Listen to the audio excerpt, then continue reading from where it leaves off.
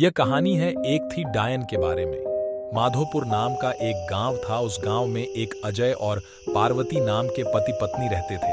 अजय सरकारी नौकरी करता था।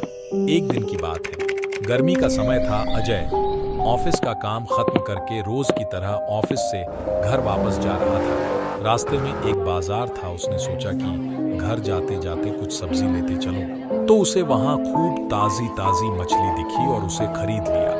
इसके अलावा और कुछ सामान लेने लगा। सामान लेते लेते उसे समय का पता ही नहीं चला। काफी अंधेरा हो चुका था।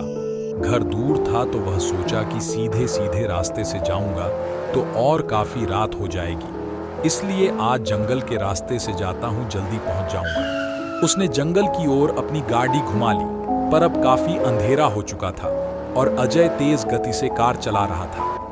कुछ देर बाद उसके कार के सामने एक औरत आ गई और अजय ने झटके से ब्रेक मारते हुए गाड़ी को रोका। अजय ने उस औरत को देखा। उस महिला ने घूंघट डाल रखी थी और जोर जोर से रो रही थी।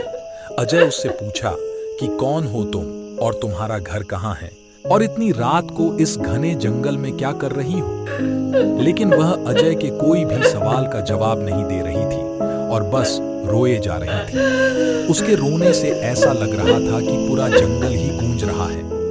अजय ने सोचा कि शायद किसी मजदूर की पत्नी होंगी जो रास्ता भटक गई है। रास्ता बहुत ही सुनसान था, इसलिए उसने सोचा कि इस औरत की मदद किया जाए। फिर अजय ने बोला कि तुम मेरे साथ मेरे घर चलो, सुबह होते ही तुम्हें तुम्हारे घर पहुंचा दूंगा। फिर वह अजय के साथ घर चलने के लिए तैयार हो गई और कार के पीछे बैठ गई। रीति रिवाज के कारण उसने अपने सिर पर घूंघट डाल रखा था, जिसकी वजह से उसका चेहरा छुपा हुआ था। काफी रात हो गया था तो घर पर अजय की पत्नी उसका इंतजार कर रही थी। जैसे ही घर के बाहर कार की आवाज सुनाई दी, वैसे ही पार्वती दौड़कर बाहर आई। उसने अजय के साथ एक औरत को देखा तो वह अजय से पूछने लगी कि ये कौन जो तुम्हारे साथ आई है। अजय ने सारी कहानी पार्वती को बताया। पार्वती की तबीयत थोड़ी खराब थी, इसलिए वह खाना नहीं बना पाई थी। तो अजय ने बोला कि तुम आराम करो, आज का खाना यही बना देगी। लेकिन पार्वती को उस औरत पर शक हो गया था। उसे लगा कि ये कोई साधारण औरत तो लग नहीं रही है, शायद ये कोई चोरनी होगी जो चालाकी से घर का सामान चुराने आई है। पार्वती ने इसे अपना रसोई घर दिखाया और बोली, मौसम बहुत खराब हो रहा है, तुम जल्दी से खाना बना लो। इतना बोल के पार्वती अपने कमरे में चली गई और वह औरत बिना कुछ बोले रसोई में चली गई। थोड़ी देर बाद रसोई में से बहुत ही अजीब अजीब आवाजें आने लगी। पार्वती उस आवाज को सुनकर सोचने लगी कि ये कैसी आवाज आ रही है। फिर उसने सोचा शायद मौसम खराब है, इसके वजह से आ रही होंगी। लेकिन उस औरत को लेकर उसका मन अभी भी शांत नहीं था। जब पार्वती 20 मिनट बाद दोबारा रसोई में गई तो देखी कि वो औरत अभी चुपचाप बैठी ही थी। पार्वती को ये देखकर बहुत गुस्सा आया और पार्वती चिल्लाकर बोली, अभी तक तुमने खाना बनाना शुरू भी नहीं किया है, जल्दी बनाओ खाना, सबको भूख लगी है। उस औरत ने कुछ भी जवाब नहीं दिया और चुपचाप अपना चेहरा ढक कर बैठी थी।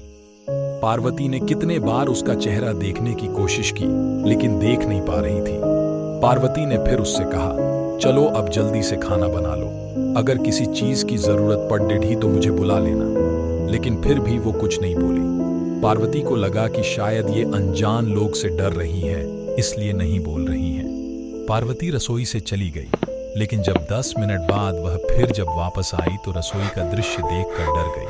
उसके पैर वहीं जम गए और उसके गले से आवाज भी नहीं निकल रही थी। उसने देखा कि वह औरत रसोई घर के बीचों बीच में बैठकर दोनों पैर फैलाकर कच्ची मछलियां खा रही है। उसके सिर का घूंघट भी उतरा हुआ था और वो मछली खाने में इतनी व्यस्त थी कि वो पार्वती को देख ही नहीं रही थी।